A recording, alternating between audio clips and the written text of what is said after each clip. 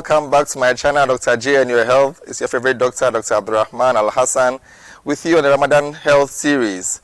So we are talking about issues with regards to Ramadan and your health. Alright, so we spoke about what goes on in the body during Ramadan, the changes that's okay in the body in a previous video. Today we'll talk about, and I promise speaking about other benefits of Ramadan or fasting and your health. And you see, when I say Ramadan or I say fasting, I also mean intermittent fasting. All right, so that goes for all of us who are practicing intermittent fasting. Now, before I delve into the proven benefits of Ramadan, we have to also make sure that we stay away from all those that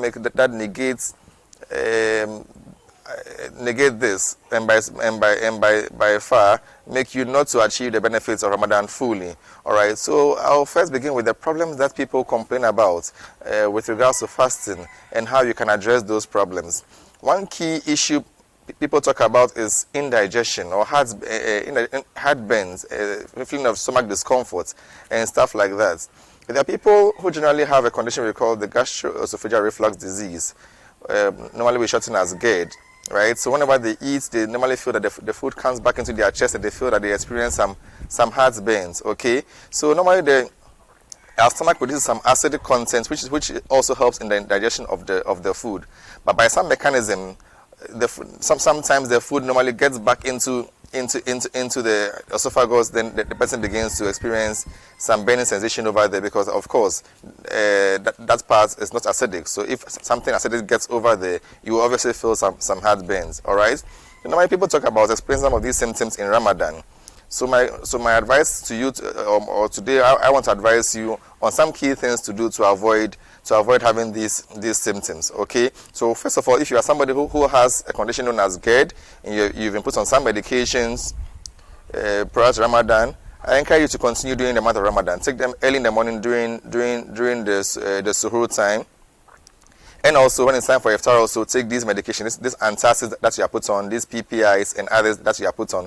Continue taking them and don't stop them during the month of Ramadan. Also, you should also do well to avoid the triggers which will also cause you to experience these things. And that also goes to also those who don't experience that as well. Because you know that generally in Ramadan, the acidic content is reduced, because now there's not much for the there's nothing at lunchtime for the stomach to work on, right? So this should actually improve your GERD symptoms, right? But at times, you think about some food, you might smell food, the aroma of some food, then you realize that the body now begins to secrete some acidic content with the hope that there is food coming, and then there is no food. And at times these individuals get some of these reflux symptoms and experience the heartburns. Okay, so you should try and focus on your activities of the day. All right, focus on trying to engage in more ibadah, doing more things that will take your mind off thinking or having the sensation of hunger to your best possible ability. Now, also, what must you do? You must avoid the spicy stuff. You must avoid the oily stuff, which I spoke about in my earlier videos. Okay, so you can go back again and look at the suhoor and the star videos and then get more about what I said. So you avoid the oily and then the spicy stuff. All right. For those who were smoking prior to Ramadan, you avoid that. You try to train yourself and then quit the smoking. All right. And we spoke about avoiding caffeine and other stuff as well. So all of these things you're supposed to avoid them. Now, eat in bits. All right. Don't fill up.